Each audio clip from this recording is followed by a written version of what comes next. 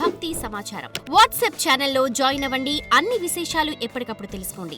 కాలక్రమంలో మొట్టమొదలు బ్రహ్మ అనేటువంటి ఒక విధాత సృష్టింపబడినప్పుడు ఆ విజ్ఞానం యొక్క నాభి నుండి పుట్టాడు. నాభి నుండి అంటే విష్ణుమూర్తి అని ఒక ప్రత్యేకమైన వ్యక్తి ఉండి అతని నాభి నుంచి పుట్టినట్టు కాదండి. ఈ విశ్వమంతా విష్ణుశక్తి కాబట్టి ఆ విష్ణుశక్తిలోంచి వాళ్ళు ముందు త్రిమూర్తులయ్యారు. ఆ త్రిమూర్తుల్లో బ్రహ్మ, విష్ణు, మహేశ్వర రూపంలో ఉండి బ్రహ్మ సృష్టించడం, విష్ణువు పాలించడం, రుద్రుడు లయించడం. లయము అంటే నాశనం కాదండి, తనలో కలిపేసుకోవడం. ఇది ప్రతి చోట మనకి కనపడుతూనే ఉంటుంది. మన కళ్ళ ముందు చెట్లు పుడతాయి, పెరుగుతాయి, తర్వాత లయమైపోతాయి, నాశనం కావు.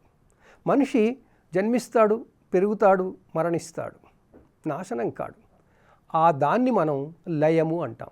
మళ్ళీ ప్రకృతి శక్తుల్లోకి మారిపోవడం, దాన్ని లయము అంటాం. ఆ లయకారకుడు రుద్రుడు. ఈ విధంగా ముగ్గురు త్రిమూర్తులై ఆ త్రిమూర్తులు 3 గుణాలకు ప్రతిరూపాలై సత్వ రజస్తమో గుణాలుగా ఉండి వాళ్ళ నుంచి మొట్టమొదటిసారిగా అవతారం అంటూ జరిగితే ఎప్పుడు జరిగింది అని అన్నప్పుడు మనకి మొట్టమొదటగా సన అనేటువంటి శబ్దంతో ఆ మహామూర్తి నుంచి, ఆ భగవంతుడి నుంచి, పరమాత్మ నుంచి 4 శక్తులు, 4 ఋషులుగా వచ్చాయి. వాళ్ళు నిరంతరం బాలురుగా ఉంటారు. దాని అర్థం ఏమిటి? బాల్యం ఓపెన్నెస్, అన్నింటికి స్వచ్ఛమైనటువంటి మనసుకి దానికి ప్రతీక. అందువల్ల సనక సనందన సనత్సుజాత సనత్కుమారులు బాలురుగానే ఉంటారు, ఎప్పుడూ బాలురుగానే ఉంటారు. అంటే ఆ జ్ఞానం అనేది అప్పుడు అలా మొదలయ్యింది. అది మొదటి అవతారంగా చెప్పుకొచ్చారు. మహాభాగవతంలో వ్యాసుల వారు, మన తెలుగు భాగవతంలో పోతన గారు ఈ మొట్టమొదటి స్కందంలోనే ఈ 21 అవతార విశేషాలు చెప్పుకొచ్చారు. అంటే మనకి మొత్తం 21 అవతారాలు చెప్పుకొచ్చారు. దాంట్లో మొదటిది సనక సనందుడు అయిపోతే తర్వాత యజ్ఞవరాహ అవతారం అన్నారు. మనకి సాధారణమైనటువంటి లిస్టులో మత్స్య, కూర్మ, వరాహ, నారసింహ, వామన, రామత్రేయం అని చెప్పుకుంటాం. కానీ క్రమంగా మనం పురాణాల్లో ఉన్న అసలు విషయాలు చూస్తుంటే మొట్టమొదటి అవతారం యజ్ఞవరాహ అవతారం. యజ్ఞవరాహ అవతారంలో ఏం జరిగింది? భూమి ఏర్పడింది. ఆయన రసాతలం నుంచి భూమిని ఉద్ధరించాడు అని చెప్తారు. ఎవరు? ఆ శక్తి, అదే భగవంతుడు, అదే ఆయనే విష్ణుమూర్తిగా మనం చెప్పుకొచ్చాం. ఆ విష్ణుమూర్తి యజ్ఞవరాహ అవతారంగా అయిన తర్వాత ఎత్తిన అవతారం నారద. నారదుడు అంటే మనకి పురాణాల్లో ఒక పాత్ర, ఎప్పుడు ఎక్కడికి పడితే అక్కడికి వస్తుంటాడు, ఏదో ఒకటి చెప్తుంటాడు అనుకుంటాం. నారద అంటే జ్ఞానమును ఇచ్చువాడు అని అర్థం అండి. ఆ నారదుడు ఆయన కూడా బ్రహ్మమానస పుత్రుడే అయ్యాడు. సనక సనందాదులు బ్రహ్మమానస పుత్రులే, నారదుడు బ్రహ్మమానస పుత్రుడే. ఆ విధంగా నారదుని యొక్క అవతారం అయిన తర్వాత మనకి ఆ భగవంతుడు నరనారాయణుడు అనే రూపంలో తపస్సు చేసుకుంటూ ఉండిపోయాడు.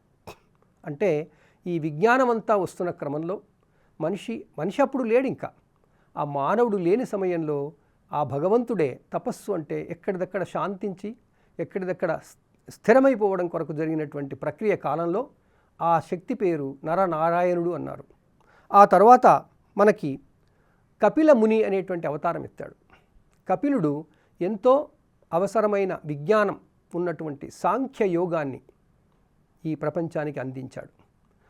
అది కూడా ఆ యొక్క విష్ణుమూర్తి అవతారంగా చెప్పుకొచ్చారు.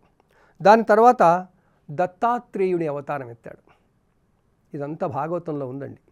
దత్తాత్రేయుడి అవతారంలో ఆయన మనకి ఆత్మవిద్యా బోధన చేశాడు. నరనారాయణులు తపస్సు చేస్తే, తర్వాత కపిలముని సాంఖ్యయోగం చెప్తే, దత్తాత్రేయుడు ఆత్మ విద్యాబోధన చేశాడు.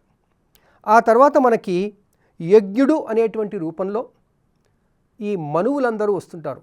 స్వారోచిష మనువు, మనకి మనువులు చాలామంది ఉన్నారు. ఆ మనువులందరికి సంబంధించినటువంటి వాళ్ళందరినీ పరిరక్షించాడు. అంటే ఒక ఆర్డర్ అనేది మొదలైంది ఈ ప్రకృతిలో, ఈ విశ్వంలో, ముఖ్యంగా భూమి మీద. ఇదంతా భూమి రెఫరెన్స్తోనే, ఎందుకంటే మనకు భూమి అవతల ఏమి తెలియదు అప్పుడు. అందువల్ల భూమి మీద మానవ జీవితం మొదలయ్యే అప్పుడు యజ్ఞుడు అనేటువంటి అవతారంగా విష్ణుమూర్తి ఈ మనువుల యొక్క పరిరక్షణ చేశాడు. ఆ తర్వాత ఋషభుడు అని ఒక అవతారం ఎత్తి పరమహంస విద్యాబోధన చేశాడు. పరమహంస విద్యాబోధన అంటే ఏంటి? ఈ శక్తి అంతా కూడా ఒక శక్తి రూపంలో ఉన్న ఈ విశ్వంలో హంస అంటే ఆత్మ లేదా చైతన్యం కూడా ఉంటుందని, అది పరమహంస అనుకుని ఆ పరమహంస విద్యాబోధన ఆయన చేశాడు ఋషభుడు. ఆ తర్వాత పృథు చక్రవర్తిగా అవతరించాడు. పృథు చక్రవర్తి ఏం చేశాడు అంటే భూమినే ఒక గోవుగా చేసి దాని మీద ఓషధులను పితికాడు అంటారు. అంటే అర్థం ఏమిటి అంటే ఈ పృథు చక్రవర్తి అవతార సమయంలో ఈ భూమి మీద ఓషధులు రావడం ఆరంభించాయి. ఓషధులని గుర్తించడం జరిగింది. అంటే జెనిసిస్ అన్నమాట. అప్పుడు ఓషధులు పుట్టుకొచ్చాయి. For more videos like this, subscribe Big TV channel.